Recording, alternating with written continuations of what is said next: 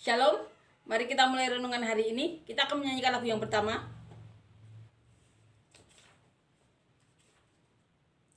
Jangan lelah bekerja di ladangnya Tuhan.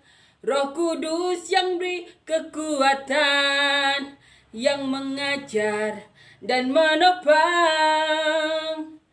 Tiada lelah bekerja bersamamu Tuhan, yang selalu mencukupkan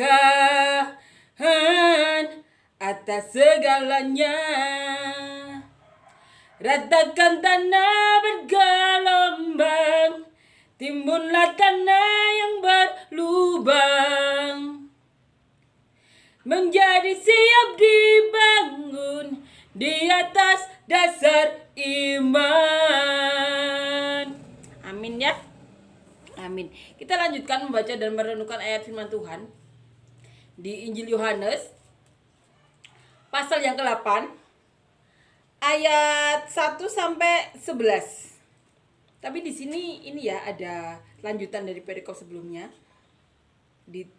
Ada ayat 53 ya di sini. Lalu mereka pulang masing-masing, dan ini lanjutannya, perempuan yang berzina. Lalu mereka pulang masing-masing ke rumahnya. Tetapi Yesus pergi ke Bukit Zaitun. Pagi-pagi benar, ia berada lagi di bait Allah, dan seluruh rakyat datang kepadanya. Ia duduk dan mengajar mereka. Maka ahli-ahli Taurat dan orang-orang Farisi membawa kepadanya seorang perempuan yang kedapatan berbuat zina. Mereka menempatkan perempuan itu di tengah-tengah, lalu berkata kepada Yesus, "Rabi, perempuan ini tertangkap basah ketika ia sedang berbuat zina. Musa dalam hukum Taurat memerintahkan kita untuk melempari perempuan-perempuan yang demikian. Apakah pendapatmu tentang hal itu?"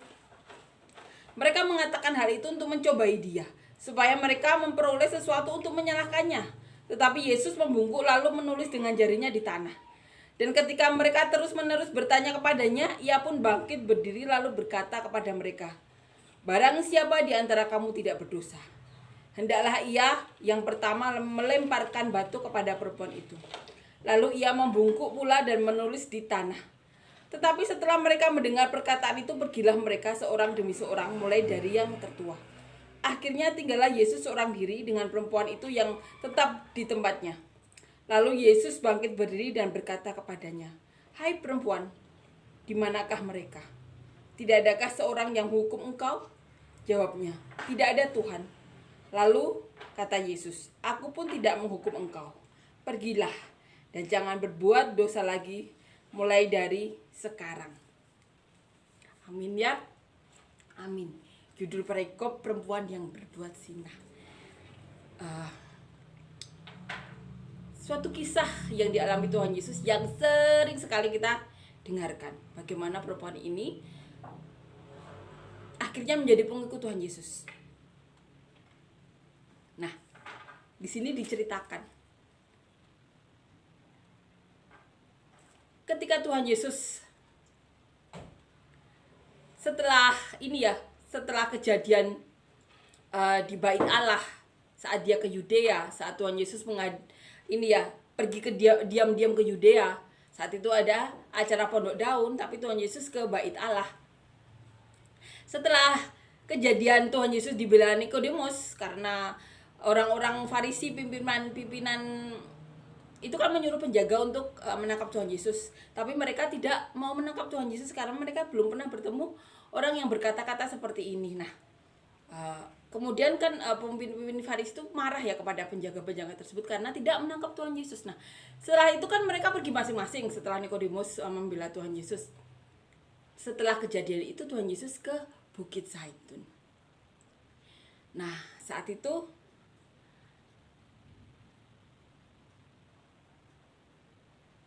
setelah ke Bukit Zaitun, pagi-pagi benar Tuhan Yesus ke bait Allah. Di sana orang-orang datang menemui Tuhan Yesus dan Tuhan Yesus mengajar mereka. Kemudian ahli-ahli Taurat dan orang-orang Farisi itu menemui Tuhan Yesus. Tujuannya apa? Tujuannya untuk mencobai. Mereka itu menangkap seorang perempuan yang kedapatan berbuat zina. Menurut hukum Musa, perempuan yang berbuat zina itu harus dirajam, harus dilempari batu. Saat itu mereka membawa perempuan itu ke hadapan Tuhan Yesus.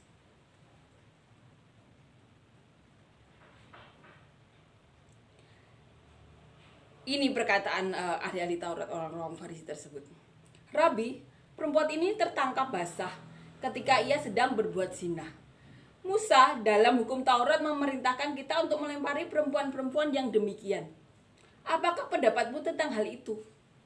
Mereka mengatakan hal itu untuk mencobai dia, supaya mereka memperoleh sesuatu untuk menyalahkannya, memperoleh alasan untuk menyalahkan Tuhan Yesus.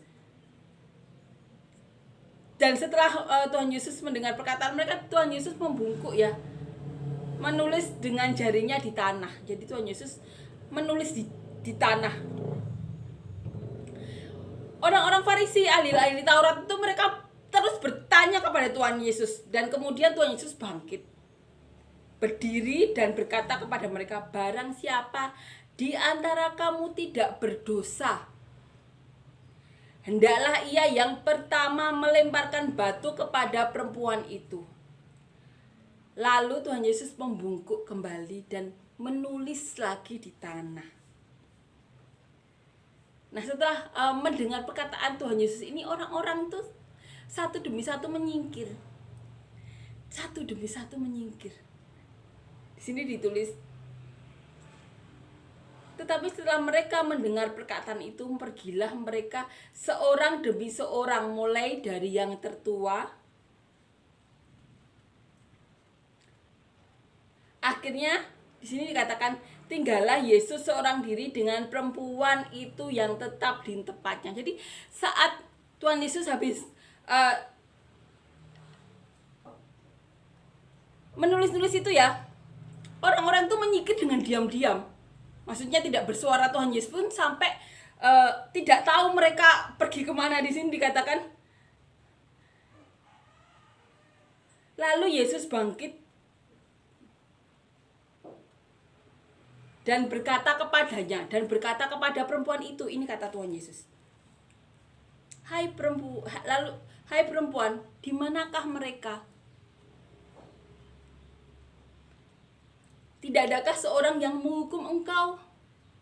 Jawab perempuan itu ya, tidak ada Tuhan. Lalu kata Yesus, aku pun tidak menghukum engkau. Pergilah dan jangan berbuat dosa lagi mulai dari sekarang. Inilah Tuhan Yesus. Tuhan Yesus adalah rahmat dan belas kasihan itu sendiri. Tuhan Yesus kan pernah berkata, yang ku perlukan adalah belas kasihan. Belas kasihan tersebut, itu yang diperlukan Tuhan Yesus. Rahmat dan belas kasihan itu adalah Tuhan Yesus sendiri, dan itu yang diperlukan Tuhan.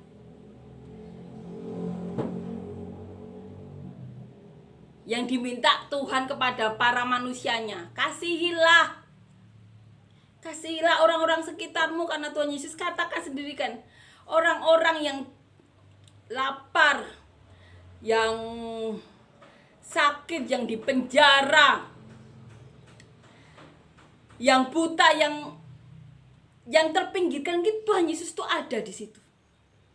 Yang kuperlukan adalah kasih tersebut.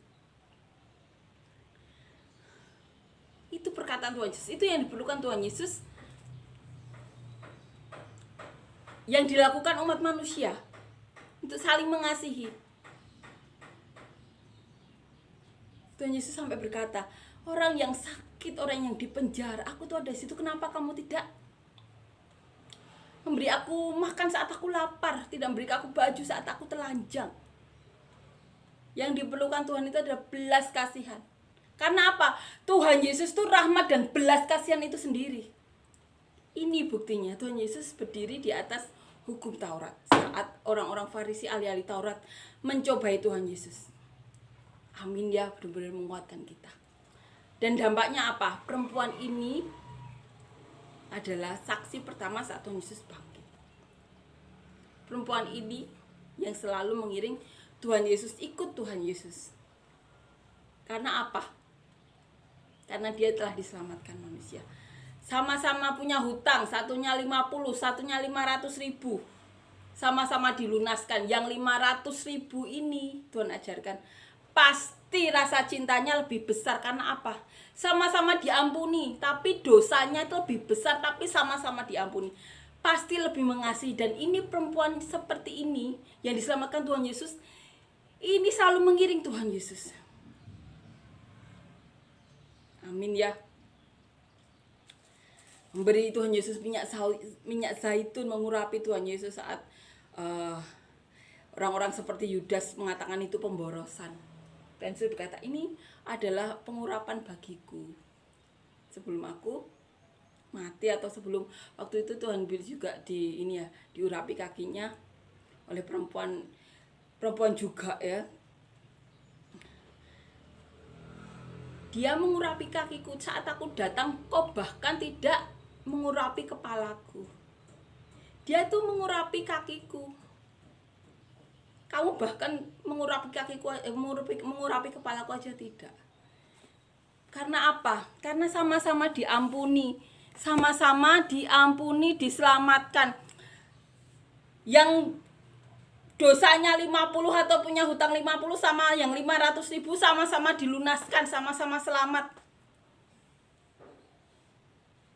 Tentunya orang yang punya hutang lebih besar ini yang mengucapkan lebih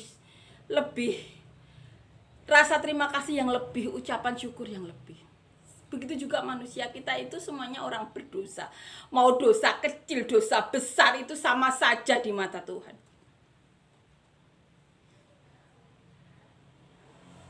Mari kita teladani Tuhan Yesus. Jangan saling menghakimi. Karena Tuhan katakan siapa yang tidak berdosa boleh melempari perempuan ini. Padahal semua orang kan berdosa ya. Begitu juga Tuhan katakan jangan menghakimi. Amin ya. Amin. Saling mengasihilah. Saling meringankan beban. Jangan menjadi batu sandungan. Amin ya. Ini yang diajarkan Tuhan Yesus kita. Kiranya peristiwa yang sering banget kita dengar, seringkali menjadi pesan-pesan di gereja yang sering kita dengar mengenai perempuan ini yang dipakai para pendeta atau orang-orang yang berkhotbah untuk menguatkan umat manusia. Ini loh, Tuhan Yesus ini loh yang begitu mencintai manusia. Karena Tuhan Yesus datang ke dunia memang apa? Untuk mencari orang yang berdosa. Cerita atau kisah Tuhan Yesus yang dipakai banyak pengkhotbah atau pengajar ini ya, pengajar Kristen untuk menguatkan umat manusia. Tuhan Yesus kita yang menerima kita turun ke dunia untuk menyelamatkan umat manusia. Amin ya. Kita akan nyanyikan lagu yang kedua. Satu hal yang ku rindukan, ya Tuhan, selalu berada di dekatmu dengan segenap hati. Dengan segenap jiwa ku menanti di hadiratmu. Lebih dalam lagi ku cinta kau Yesus, lebih dari semua yang ada. Lebih dalam lagi ku cinta kau Yesus, ku mengasihimu. Amin ya, puji Tuhan. Amin.